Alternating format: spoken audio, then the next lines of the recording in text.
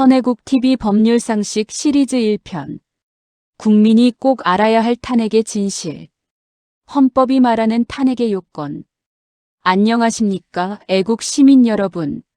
선혜국TV 김선기 대표입니다. 오늘도 저희 채널을 찾아주신 구독자 여러분께 진심으로 감사드립니다. 여러분, 요즘 우리나라에서 무슨 일이 벌어지고 있습니까? 탄핵이니 내란이니 구속이니 하는 말들이 매일 뉴스를 장식하고 있습니다. 하지만 정작 우리 국민들은 이런 법적 개념들을 제대로 이해하고 있습니까? 언론에서는 복잡한 법률 용어를 마구 쏟아내고 정치인들은 자기들 입맛에 맞게 법을 해석합니다. 법대 교수라는 사람들이 방송에 나와서 전문가인 척하지만 그들도 결국 자기 정치 성향에 맞춰 법을 왜곡합니다. 그러다 보니 국민들은 혼란스럽습니다. 도대체 탄핵이 뭐야? 내란죄가 뭐야? 이게 법적으로 맞는 거야? 저도 법률 전문가는 아닙니다.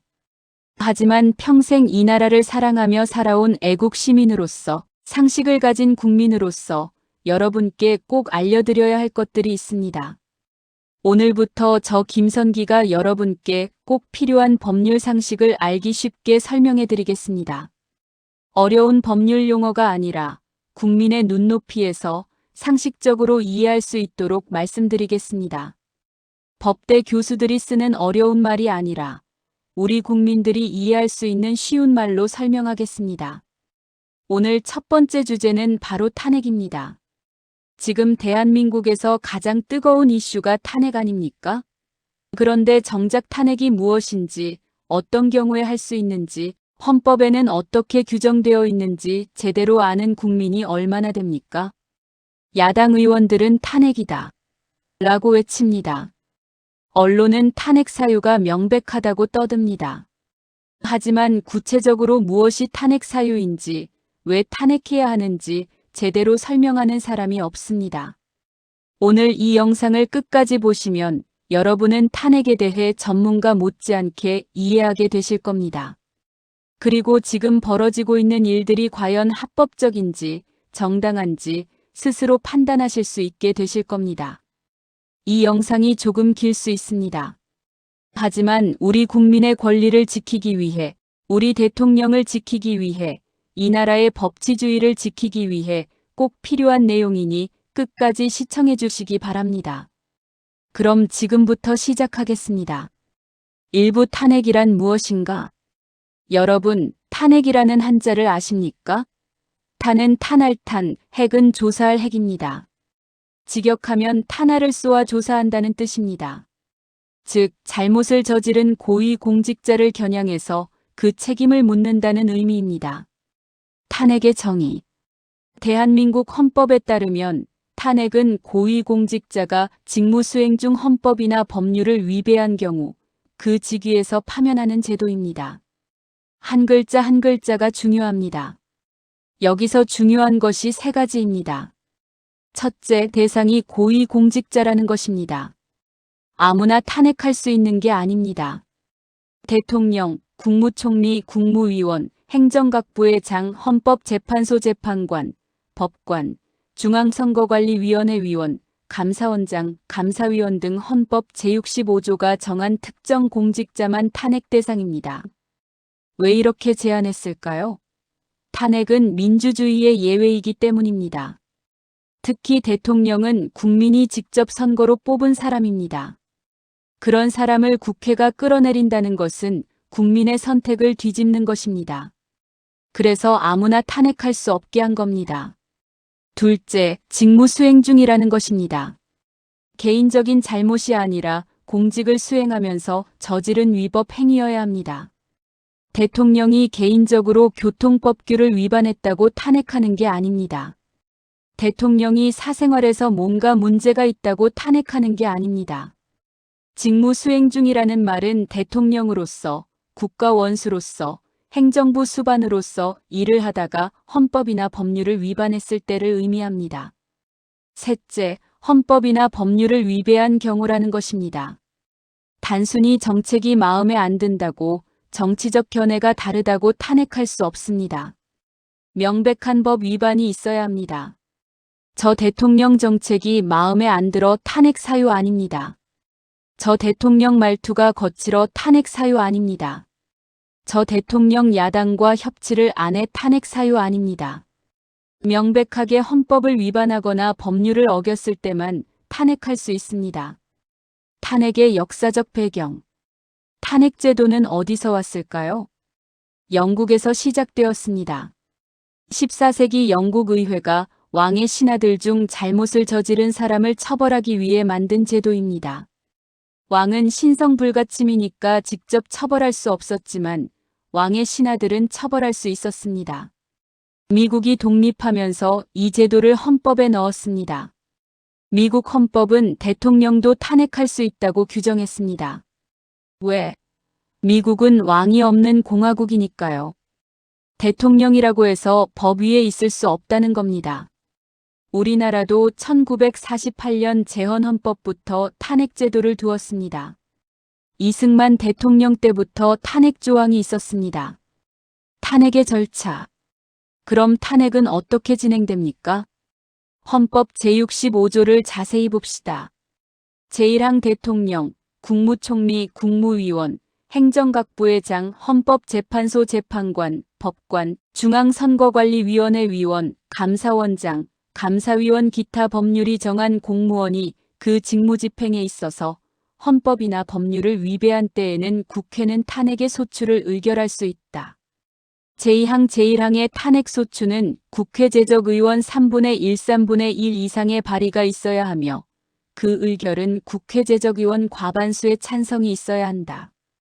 다만 대통령에 대한 탄핵 소추는 국회 제적 의원 과반수의 발의와 국회 제적 의원 3분의 2 이상의 찬성이 있어야 한다. 여기서 중요한 게 보입니까? 대통령 탄핵의 요건입니다. 발의 국회의원 과반수 300명 중 151명. 의결 국회의원 3분의 2 이상 300명 중 200명. 무슨 말입니까? 대통령 탄핵은 쉽게 할 수 있는 게 아니라는 겁니다. 엄청나게 높은 문턱을 설정해놨습니다. 왜 이렇게 요건이 까다롭습니까? 국민이 직접 뽑은 대통령을 함부로 끌어내릴 수 없게 하기 위해서입니다. 탄핵은 민주주의의 예외적인 제도입니다. 국민이 선거로 뽑은 대통령을 국회가 끌어내리는 것이니까요. 생각해 보십시오. 2022년 대선에서 1,400만 명이 윤석열 후보를 찍었습니다. 1,400만 국민의 선택입니다. 그런데 국회의원 200명이 모여서 그 선택을 뒤집는다. 이것은 국민주권에 대한 중대한 예외입니다. 그래서 헌법은 아주 신중하게 엄격한 요건을 걸어놓은 겁니다. 국회의원 3분의 2가 찬성해야 한다는 것은 여야가 합의해야 한다는 뜻입니다. 여당만으로는 안 되고 야당만으로도 안 됩니다. 정말로 명백한 잘못이 있어서 여야가 모두 인정할 때만 탄핵할 수 있다는 겁니다. 제3항 탄핵 소추의 의결을 받은 자는 탄핵 심판이 있을 때까지 그 권한 행사가 정지된다. 탄핵 소추가 의결되면 대통령의 권한이 정지됩니다. 직을 잃는 게 아니라 권한만 정지됩니다. 아직 탄핵이 확정된 게 아니니까요. 제4항 탄핵 결정은 공직으로부터 파면함에 그친다.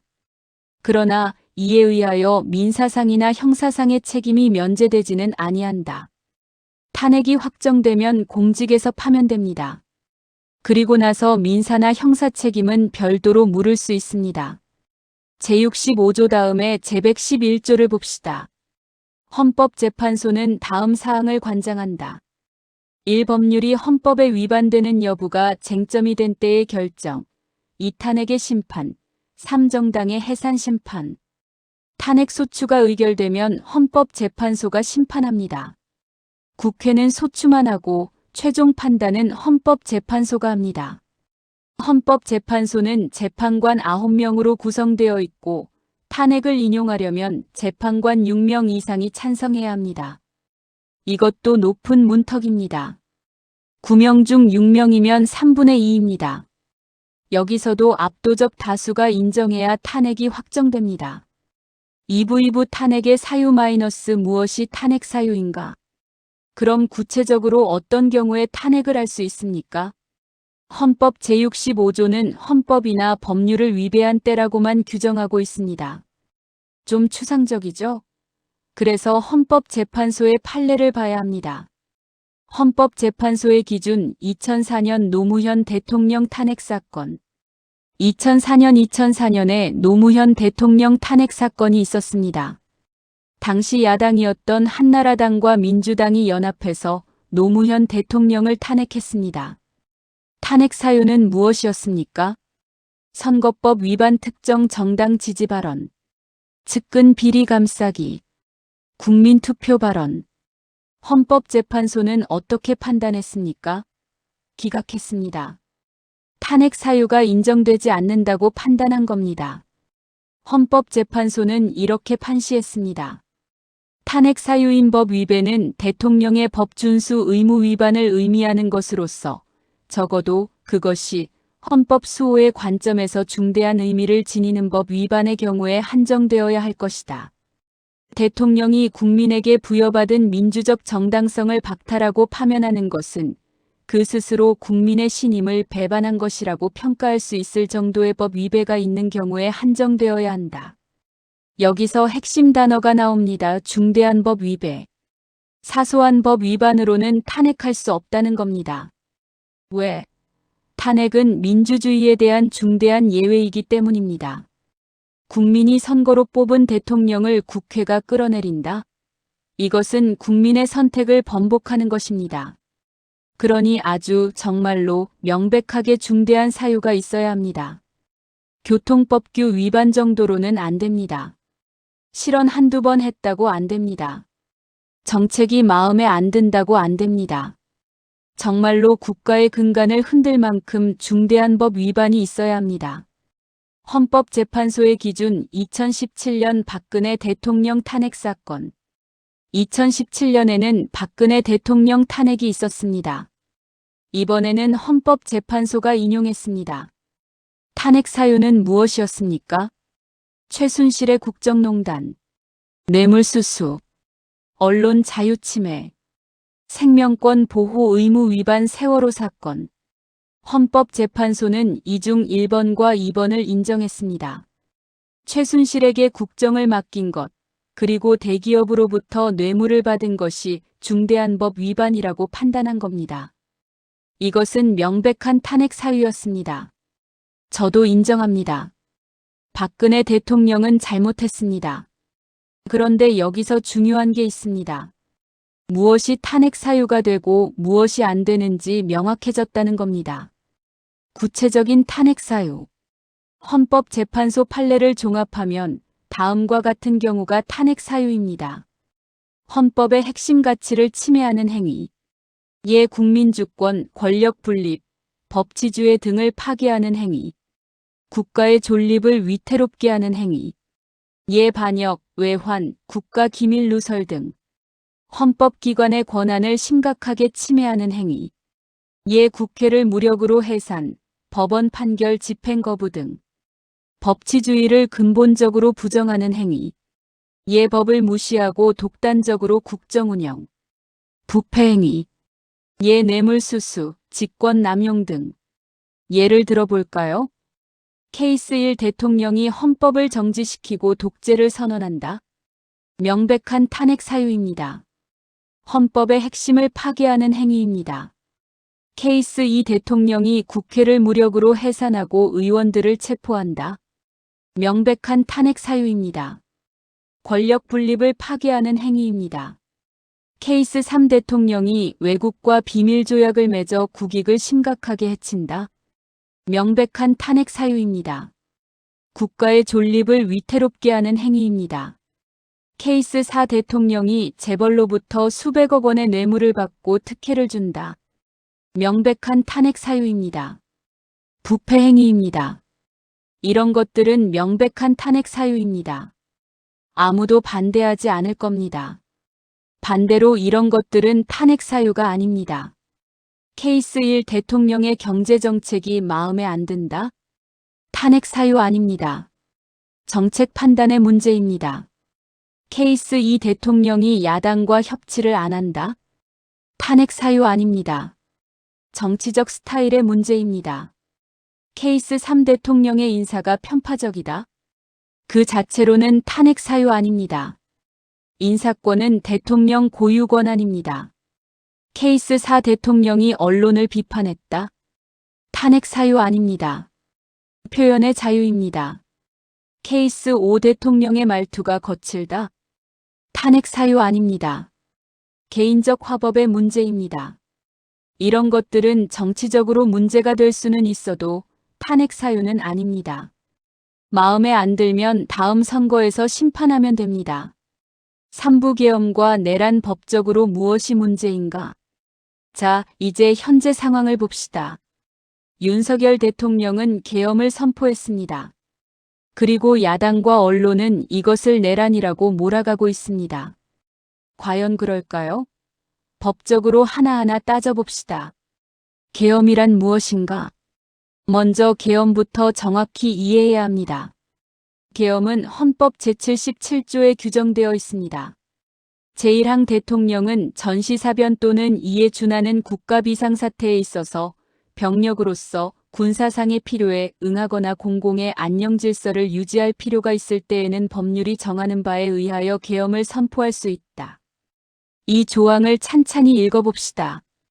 대통령은 계엄을 선포할 수 있다. 누가 계엄을 선포합니까? 대통령입니다. 국회가 아닙니다. 법원이 아닙니다. 대통령의 고유 권한입니다. 전시사변 또는 이에 준하는 국가비상사태. 언제 선포할 수 있습니까? 전쟁이 났을 때, 내란이나 폭동이 일어났을 때, 또는 이에 준하는 비상사태일 때입니다. 병력으로서 군사상의 필요에 응하거나 공공의 안녕질서를 유지할 필요. 왜 선포합니까? 군사상 필요하거나 공공질서를 지키기 위해서입니다. 즉, 계엄은 헌법이 대통령에게 부여한 권한입니다. 불법이 아닙니다. 헌법에 명시된 합법적 권한입니다. 계엄은 두 종류가 있습니다. 비상계엄 전시, 사변 등 비상사태 시. 특별경비계엄 행정권사법권을 계엄사령관이 행사. 일반경비계엄군이 치안을 담당하되 행정사법은 정상운영. 경비계엄 사회질서 유지가 필요할 때. 계엄의 역사. 우리나라는 계엄을 여러 번 선포한 적이 있습니다.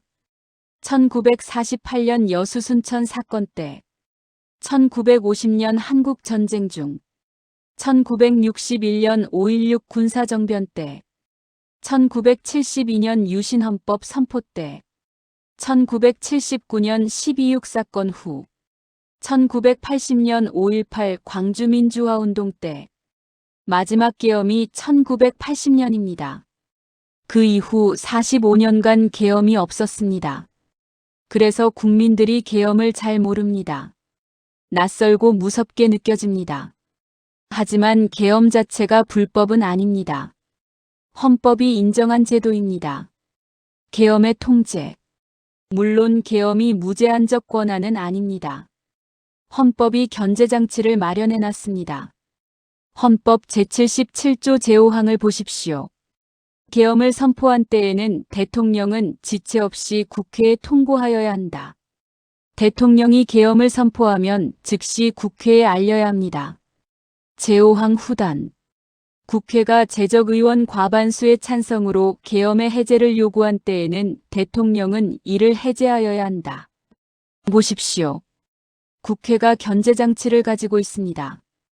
국회가 해제를 요구하면 대통령은 무조건 해제해야 합니다. 거부권이 없습니다. 이것이 헌법의 균형입니다. 대통령에게 계엄권을 주되 국회가 이를 통제할 수 있게 한 겁니다. 2024년 12월에 계엄. 그럼 2024년 12월에 무슨 일이 있었습니까? 윤석열 대통령이 비상계엄을 선포했습니다. 이유는 무엇이었습니까? 대통령의 발표를 들어봅시다. 대통령은 반국가 세력의 활동으로 국가 정상 운영이 어렵다고 말했습니다. 국회가 예산을 마비시키고 탄핵으로 행정부를 마비시키고 대한민국을 위기로 몰아넣고 있다고 했습니다. 여러분은 이것을 어떻게 보십니까? 야당과 언론은 말합니다. 국가 비상사태가 아닌데 계엄을 선포했다. 불법이다. 하지만 헌법을 다시 봅시다. 전시사변 또는 이에 준하는 국가 비상사태. 이에 준하는이라는 말이 있습니다. 전쟁이나 내란만이 아니라 이에 준할 정도로 심각한 상황이면 계엄을 선포할 수 있다는 겁니다. 그럼 무엇이 이에 준하는 상황입니까? 이것은 대통령의 판단 사항입니다. 왜? 국가 안보와 공공질서를 책임지는 사람이 대통령이니까요. 물론 이것이 합당한 판단인지는 논란이 될 수 있습니다. 하지만 그것은 정치적 판단의 적절성 문제이지 법 위반 문제가 아닙니다. 더 중요한 것은 그 다음입니다. 국회가 계엄 해제를 요구했습니까? 했습니다. 대통령이 해제했습니까? 했습니다. 헌법 제77조 제5항을 완벽하게 준수한 겁니다. 계엄 선포 후 몇 시간 만에 국회가 해제를 요구했고 대통령은 즉시 해제했습니다. 헌법이 정한 절차를 그대로 따른 겁니다. 이것이 어떻게 위헌입니까? 이것이 어떻게 불법입니까? 내란죄란 무엇인가? 그런데 야당과 언론은 이것을 내란이라고 합니다. 과연 그럴까요? 형법 제87조를 봅시다. 국토를 참절하거나 국헌을 문란할 목적으로 폭동한 자는 다음의 구별에 따라 처단한다. 수괴는 사형, 무기징역 또는 무기금고에 처한다. 모의에 참여하거나 지휘하거나 기타 중요한 임무에 종사한 자는 사형, 무기 또는 5년 이상의 징역이나 금고에 처한다. 부하 수행하거나 단순히 폭동에만 관여한 자는 5년 이하의 징역 또는 금고에 처한다. 내란죄가 성립하려면 세 가지 요건이 필요합니다. 목적 국토 참절 또는 국헌 문란, 수단 폭동, 결과 실제로 국헌이 문란되었을 것. 하나씩 꼼꼼히 봅시다. 첫째, 목적 국헌 문란의 목적이 있었는가? 국헌 문란이란 무엇입니까? 헌법 질서를 파괴하는 것입니다. 헌법에 규정된 국가기관들을 무력화시키고 헌법을 무효화시키는 것입니다. 대통령이 그런 목적을 가지고 있었습니까? 대통령은 계엄을 선포하면서 무슨 말을 했습니까? 반국가 세력을 제거하겠다. 국회를 정상화하겠다고 했습니다. 국회를 정상화한다는 것이 국회를 파괴한다는 뜻입니까? 아닙니다. 오히려 국회가 제 기능을 하게 만들겠다는 뜻 아닙니까? 더 중요한 것은 대통령이 국회의 해제 요구에 즉시 응했다는 겁니다. 만약 대통령이 정말로 헌법을 파괴하려는 목적이었다면 국회의 요구를 무시했겠죠. 계엄을 계속 유지하고 국회를 해산하고 독재를 했겠죠. 그런데 대통령은 국회결에 나오자마자 즉시 계엄을 해제했습니다. 헌법 제77조를 충실히 따른 겁니다. 이것이 헌법 파괴입니까? 이것이 국헌 문란입니까? 오히려 헌법을 준수한 것 아닙니까? 둘째, 수단 폭동이 있었는가? 형법 주석서를 보면 폭동이란 다중이 집합하여 폭행 또는 협박을 하는 것입니다. 대통령이 폭동을 일으켰습니까? 군을 동원했습니다. 하지만 그 군이 누구를 폭행했습니까? 누구를 협박했습니까? 발포 명령이 있었습니까? 없습니다. 총을 쐈습니까? 안 쐈습니다. 사람을 다치게 했습니까? 안 했습니다. 유혈 사태가 있었습니까? 없습니다. 군인들이 국회에 갔지만 국회의원들을 체포했습니까? 안 했습니다. 국회 회의를 방해했습니까? 국회는 정상적으로 회의를 열어서 계엄 해제를 의결했습니다. 이것이 폭동입니까? 폭동이라는 것은 무력을 사용해서 사람을 다치게 하고 재산을 파괴하는 것입니다. 그런 게 있었습니까? 없었습니다. 셋째, 결과 실제로 국헌이 문란되었는가? 내란죄는 결과범입니다. 실제로 헌정 질서가 파괴되어야 합니다.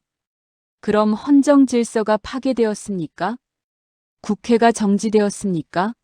아닙니다. 국회는 정상 운영되었습니다. 계엄 중에도 회의를 열어서 해제 결의를 했습니다. 법원이 멈췄습니까? 아닙니다. 법원은 정상 운영되었습니다. 행정부가 마비되었습니까? 아닙니다. 선거가 취소되었습니까? 아닙니다. 언론이 탄압받았습니까? 아닙니다. 오히려 언론은 24시간 내내 정부를 비판하는 보도를 했습니다. 헌정 질서가 한치도 흔들리지 않았습니다. 모든 국가기관이 정상 작동했습니다. 그런데 어떻게 이것이 국헌문란입니까? 어떻게 이것이 내란입니까? 역사적 내란과의 비교. 진짜 내란이 무엇인지 역사를 봅시다. 1961년 5.16 군사정변 박정희 소장이 군대를 동원해서 국회를 해산하고 헌법을 정지시키고 국가를 장악했습니다. 이것이 내란입니다. 1979년 12.12 사태 전두환 소장이 군대를 동원해서 계엄사령관을 체포하고 군을 장악했습니다. 그리고 1980년 5.18 때 광주 시민들을 무력으로 진압했습니다. 이것이 내란입니다. 이런 것들과 지금 상황을 비교해 보십시오. 비교가 됩니까? 지금은 대통령이 헌법상 권한인 계엄을 선포했다가 국회 요구에 따라 즉시 해제한 것입니다. 누구도 다치지 않았고 어떤 헌법기관도 멈추지 않았습니다. 이것을 내란이라고 부르는 것은 역사를 모독하는 것입니다. 진짜 내란으로 고통받은 사람들에 대한 모욕입니다. 사부 지금 무슨 일이 벌어지고 있는가? 여러분, 제가 법리를 이렇게 길게 설명드린 이유가 있습니다. 지금 벌어지고 있는 일이 얼마나 비정상적인지 알려드리기 위해서입니다. 법의 정치화. 지금 법이 정치의 도구가 되고 있습니다. 야당은 정치적 반대자를 제거하기 위해 법을 악용하고 있습니다. 헌법이 규정한 계엄권을 행사했다고 내란죄로 몰고 명백한 탄핵 사유도 없는데 탄핵을 강행하고 구속까지 시켰습니다.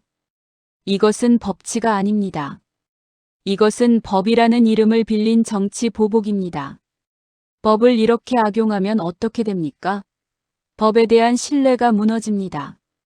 국민들이 법이 공정하게 적용되는 게 아니라 정치적으로 악용되는구나 하고 생각하게 됩니다. 그러면 법치주의가 무너집니다. 법치주의가 무너지면 민주주의도 무너집니다. 민주주의의 파괴. 더 심각한 것은 민주주의가 파괴되고 있다는 겁니다. 민주주의의 핵심은 무엇입니까?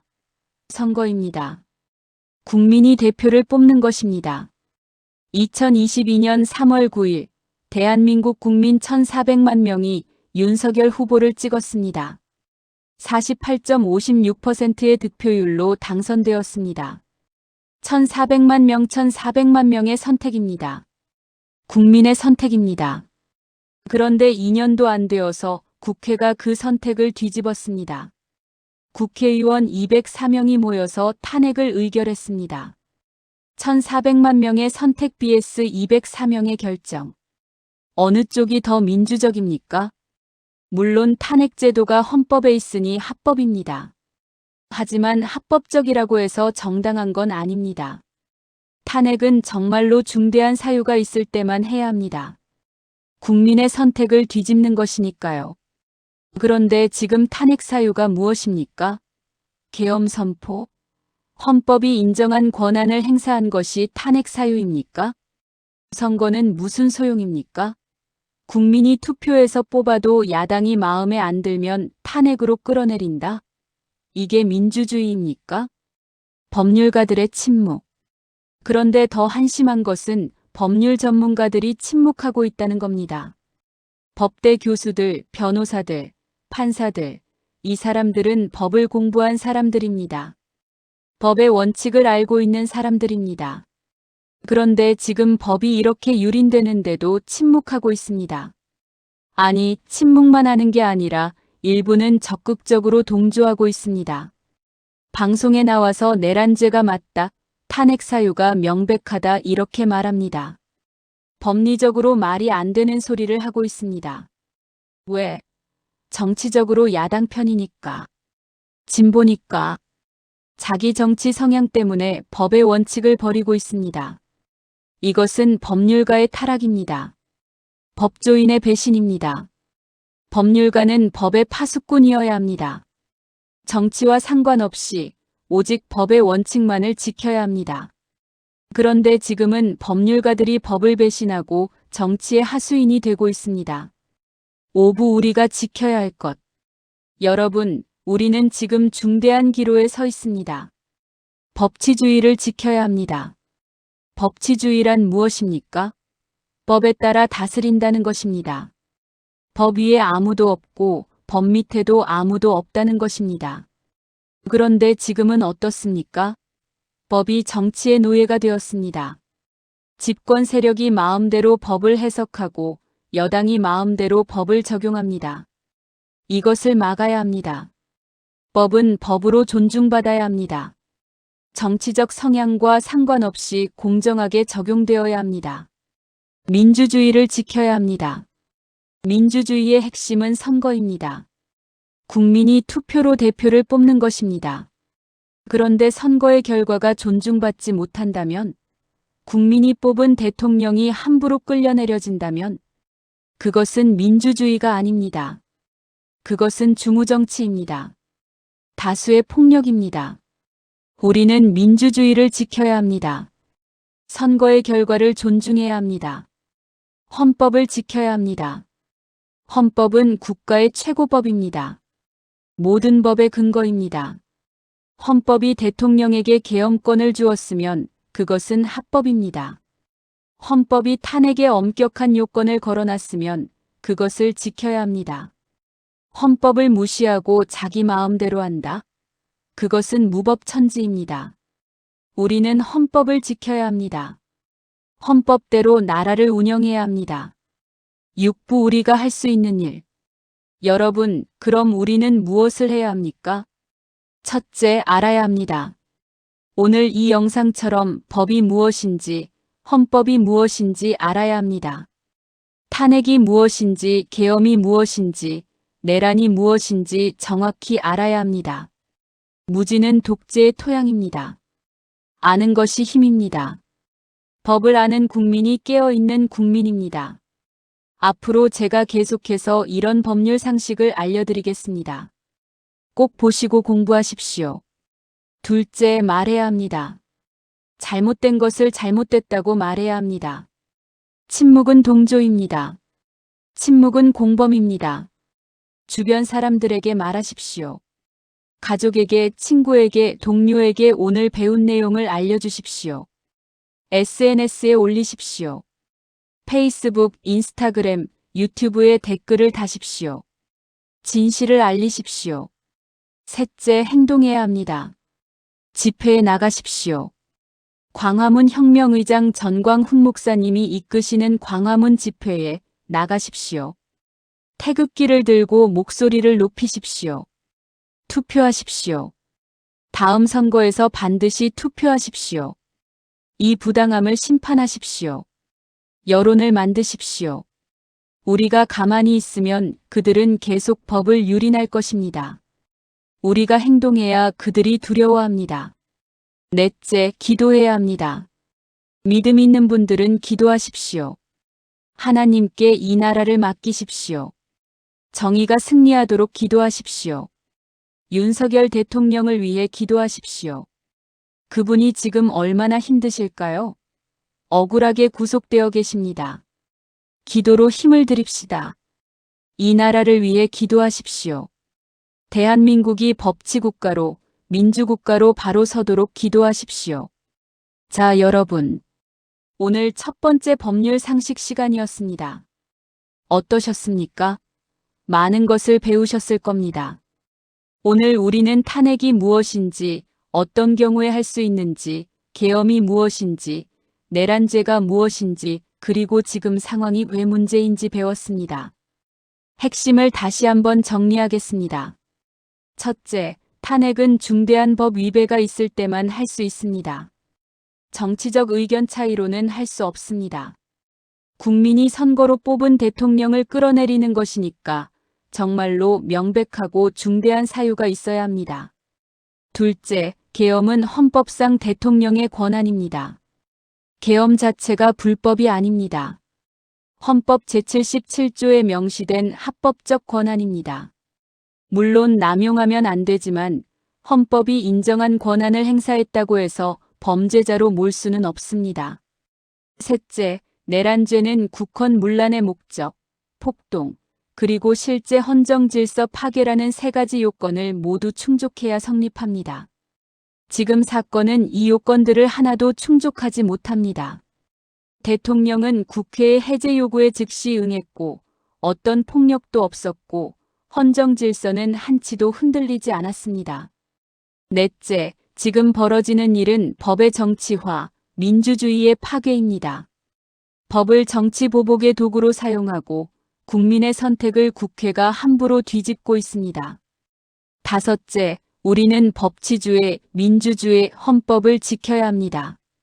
그리고 이를 위해 알고 말하고 행동하고 기도해야 합니다.